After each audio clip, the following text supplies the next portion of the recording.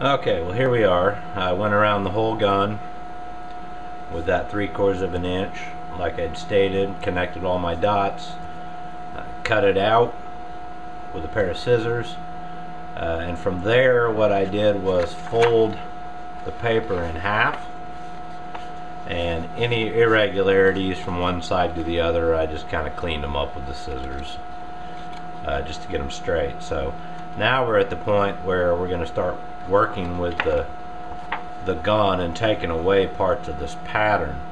And to do that, I'm actually folding it so my original tracing is on the outside. And what I'm going to do is place the weapon down in here and line up the patterns, and I'm just eyeballing where it is, and I'm also making sure to get that crease right in the center of the sights, and that looks pretty good right there. Okay, so starting from this side, you know, I know I want the trigger exposed, but I also want to leave this grip open out of the leather so I can get my hand on it. And this has got such a short grip on it, this LC9. I'm just going to make some hand-drawn lines in here, and then we're just going to start slowly cutting things away till we think they're good to go. So I'm going to cross the trigger guard about right here, just to try to keep all of it in there, and I'm just going to work this line down into that area. And I'm going to start by trying to leave my sight down in the holster. Not sure how that's going to work, so I'm actually making a mark, I don't know, maybe a 1/2 inch above the back sight, and I'm going to try to look through the paper and see exactly where that is. Right about there. And you can see my back sight right here, so I am beyond it. You know, I may leave that long, I may come back, but we can always take more off. So since I know where I want to stop, we can take the weapon out, unfold it, and I just want to bring this line from here to here, and I'm just going to try to bring it up in a nice swooping action and stop right about there. So I'm just going to hand do this. This part may be a little bit long-winded, but I just wanted to show you where I was going with everything. And we're going to cut this out. So I'm just going to start right down the center line to the mark I just terminated with, and I'm going to go ahead and just cut this line right off.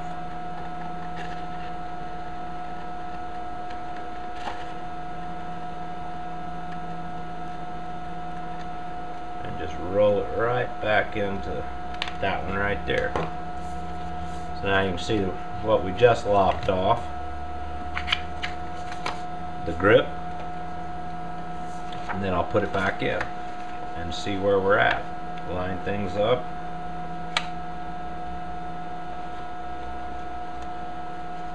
Try to center it up.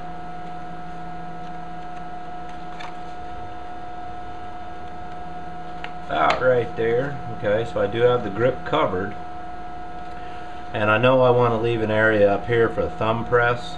I don't know if I necessarily want it that tall, but we're going to take it around there and just see what happens. So let's say, for example, here's the gun. We're just going to leave it that long for the moment. So I'm just going to make a mark here, which is where, sorry about that, I'm trying to get the angles right on the camera. I'm making a mark right here where that line was, and it might be easier to do it this way. Like I said, making this up as I go. I know I want a thumb press up here, and I like the shape right here, so I'm just going to bring this down and make a little swoop to connect with that mark. And I'm going to go ahead and take that little section out.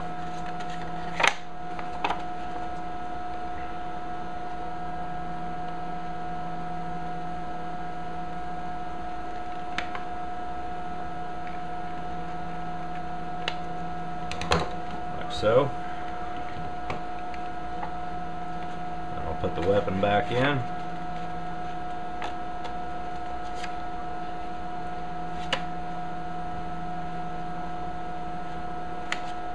Line everything up.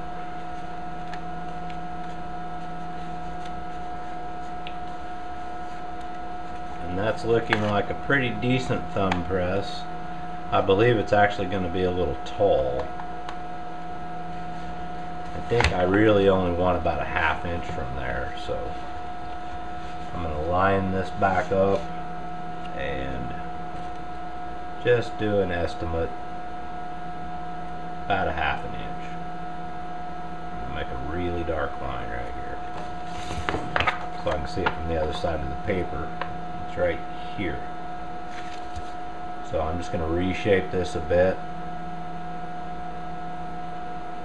come up to about that ½ inch mark. A little bit proud of it, but that's fine. Okay, so that's looking okay.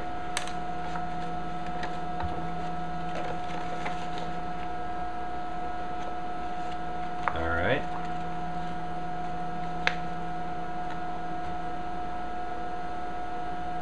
And I know from just looking at this line that comes in right here, I'm just tracing it on the paper from this point down to the trigger guard, just to get a reference.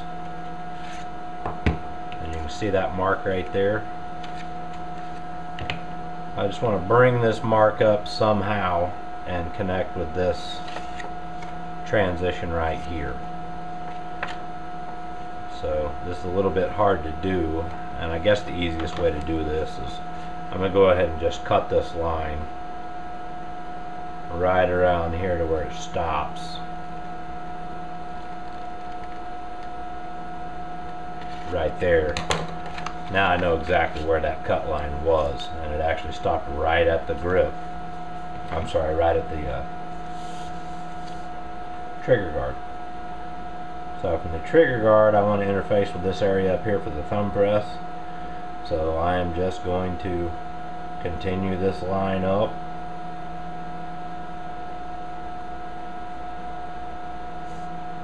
Kind of like so. And just take a look at it. I'm going to go ahead and fold this in half.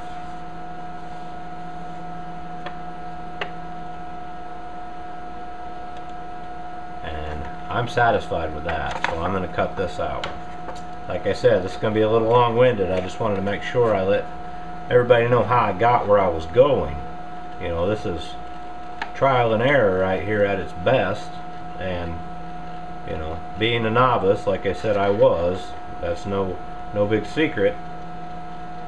I just wanted to give a little bit of comfort to anybody that might be wanting to tackle this. So I'm just making a nice lazy line around here and coming around to where we started, right there. Okay, so now I'll fold it back up and just kind of take a peek.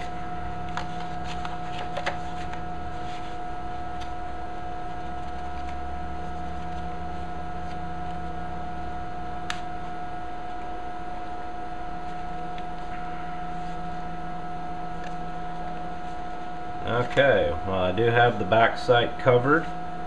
I do have my thumb press, which is what I was going for. The muzzle is at the end of my scribe mark, so I'm just going to turn it around and just kind of put my hand in here and see what it feels like.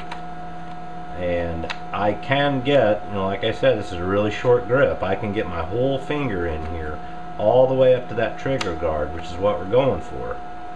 So that does appear to be working exactly the way I wanted. And then here's the press. If you need to press the gun out, then you have it withdrawn. So I believe this is going to work out quite well. Now what I have not done, obviously, is the muzzle, the end of the gun, the muzzle. We don't need this much hanging off the end of our pattern. You know, we actually want it somewhere close to the edge of the muzzle. Maybe just a little bit away from it. And I'm actually not going to cut this yet until I cut my leather. So once I cut my leather out in this pattern, I can make manipulations to this, actually folding the leather around the gun, and then I will come back, trim the leather, and I can transfer that leather back to this pattern if I want to keep it.